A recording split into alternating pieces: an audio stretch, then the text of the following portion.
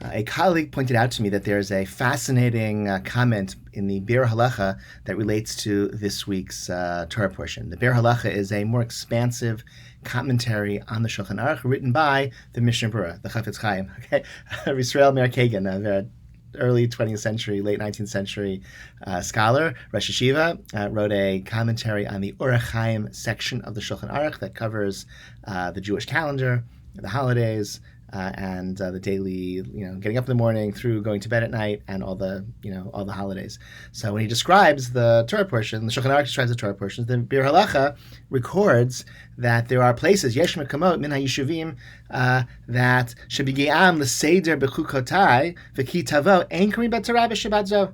Okay, they skip the Torah portions that contain the tochacha, the rebuke. There's one in Vayikra, in Leviticus. There's one in Deuteronomy, in Parshat Ki Tavo, and it's so scary. It's so frightening. This description of the punishments that God will inflict on the Jewish people, that rather than have to listen to that being read in shul, they just don't read Torah that Shabbat. And the Bir Halacha says this is a terrible thing. Kama raot osim. They're doing many, many bad things. Achad she'mekayim kriyat Torah shehi takana kedoma mimot Moshe Rabbeinu lavasham. First of all, they're neglecting this takana, this enactment that Moshe Rabbeinu said that we're going to read Torah every week, and like that. This is a very ancient practice, and they have neglected it. But gam al mashemar katuv musar shem b'ni al timas v'al tikotz b'tochachato.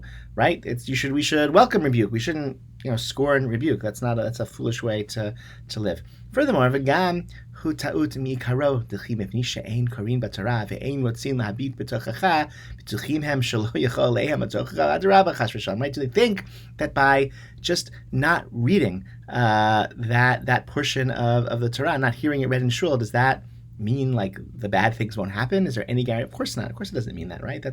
And the opposite is true, right? Maybe the warnings can help us avert disaster, right? So it's foolish on that level as well. He compares it to somebody who is going on a dangerous trip. His friends are warning him, don't go that way. There are pits and pitfalls and things you'll trip on and injure yourself. Oh no, it's okay. I have a mask that will cover my eyes, so I won't see anything. Then I won't be harmed by this dangerous path. But that is the epitome of foolishness, not wisdom, right? So we're gonna read the Torah this week. We have a bar mitzvah who's gonna read the Torah very, very well, and including the Torah, including the scary portion, right? And so I think there's a broader lesson that I think we can sort of dwell upon, right? There are sometimes uncomfortable truths to face. There are sometimes fears that we don't want to acknowledge, and running away from them doesn't make them go away, right? Sometimes they have to be confronted. There are scary things to there's fear, there's insecurity that's part of being human, and running away from it won't make them go away. I'm thinking as well, we're starting Slichot this Saturday night, and then we'll recite Slichot before Shachrit every morning through Rosh Hashanah and through Yom Kippur.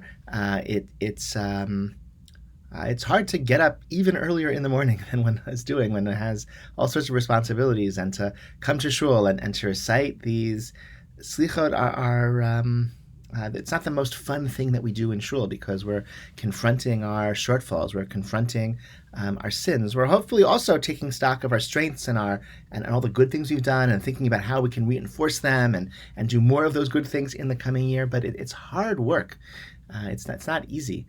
It's not sitting back and being entertained or stimulated or educated, right? It's hard work to make ourselves into better people, and that's what the season demands. And I think that's part of why the shul isn't bursting at the gills when Slichot comes around. It's late at night, it's early in the morning, but also Slichot demand hard work. But I think ignoring is not a solution. Denial is not a solution. There's work that we have to do on ourselves. There's fears we have to confront in the world that are described in the Torah, and let's confront them. Let's confront them together. Let's support each other as we confront them, as we improve ourselves, and then hopefully we'll come out in a better place, someplace where we'd like to be. I wish you all Shabbat Shalom. I hope to see you in the coming days. If you haven't already done so, please make plans to join us for the holidays. We have outdoor tefillot, we have indoor tefillot with masking and among vaccinated people, and we hope to see you there as well. All right, be well.